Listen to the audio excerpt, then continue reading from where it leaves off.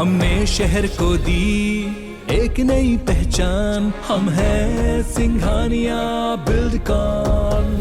केंद्रीय वित्त मंत्री निर्मला सीतारमण ने लगातार अपना चौथा बजट पेश किया। कुल 39.44 लाख करोड़ का बजट पेश किया गया। वहीं 5 राज्यों के चुनाव के मद्देनजर केंद्र सरकार ने अगले 5 साल में 60 लाख नई नौकरियां देने का वादा किया। तो गांव, गरीब और किसान के लिए भी बड़े ऐलान किए गए हैं। मगर मोदी सरकार ने टैक्स स्लैब में कोई बदलाव नहीं करते हुए मिडिल क्लास को जरूर मायूस किया।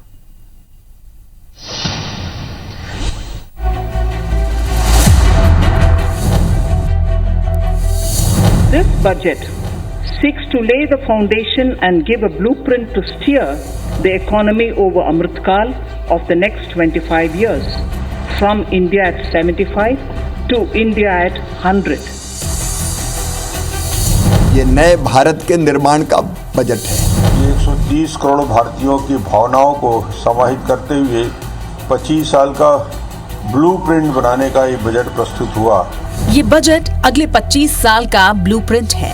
संसद के अंदर करीब 1.5 घंटे के बजट भाषण के दौरान वित्त मंत्री निर्मला सीतारमण ने इसे जोर देकर कहा, तो संसद के बाहर भी बीजेपी नेता इसे दोहराते नजर आए। इसके बाद पीएम मोदी ने बजट को लोगों के अनुकूल और प्रगतिशील बनाया, नए अवसर बनाए।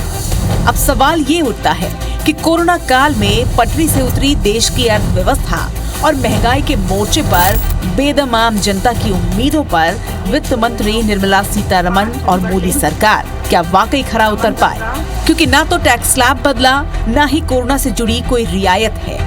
वैसे यूपी समेत 5 राज्यों में होने वाले चुनाव को देखते हुए सबको उम्मीद जरूर थी कि मोदी सरकार बड़ी सौगातें देगी, मगर वित्त मंत्री ने इनकम टैक्स में कोई बदलाव नहीं करते हुए जहां सैलरीड क्लास को निराश किया है, तो डिजिटल एसेट में निवेश पर 30% का भारी भरकम टैक्स भी लगाया है। हालांकि 2 साल पुराने टैक्स रिटर्न को अपडेट करने की सुविधा जरूर दी गई है। नौकरी पेशा लोगों को भी बजट से निराशा ही हाथ लगी है। वहीं विपक्ष भी बजट को निराशाजनक करार दे। ये तो दिशाहीन बजट है। सब लोग सोच रहे थे किसानों को कुछ मिलेगा, मजदूरों को कुछ मिलेगा, कुछ नहीं है। ना नौजवानों के लिए कुछ है, ना बेरोजगारों के लिए कुछ है, ना महिलाओं के लिए है, ना किसानों के लिए। बजट में कृषि क्षेत्र के बारे में कुछ नहीं है। बजट में है क्या? कौन सी राहत दी है साधारण व्यक्ति को? मैं तो ये पूछना चाहता हूँ। लगातार चौथी बार बजट पेश करते हुए निर्मला सीतारमण ने युवाओं और किसानों को साधने की कोशिश जरूर की।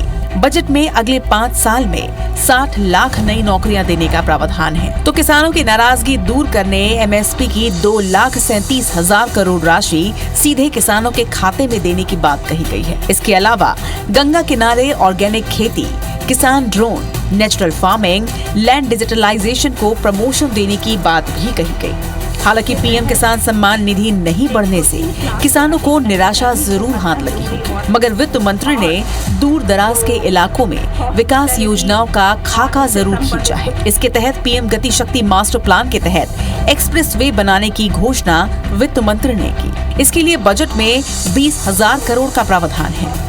केंद्र सरकार ने गरीबों के लिए 80 लाख घर बनाने का लक्ष्य भी रखा है, जबकि एमएसएमई को मजबूत करने अगले 5 साल में 6,000 करोड़ दिए जाएंगे। निर्मला सीतारमण ने आम लोगों के लिए कई सुविधाएं देने का ऐलान किया।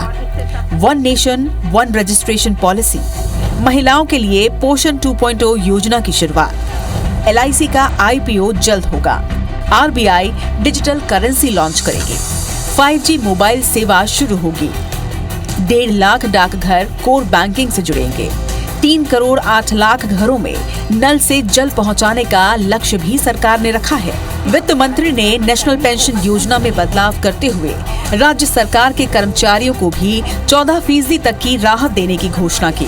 वहीं डिफेंस सेक्टर के लिए इस बार 25% बजट बढ़ाया गया है। पीएम ई विद्या का 1 class 1 TV channel programme 12 channel से बढ़ाकर 200 चैनल करने की घोषणा की गई, जबकि व्यावसायिक शिक्षा के लिए डिजिटल यूनिवर्सिटी बनाने का प्रावधान भी इस बजट में किया गया है।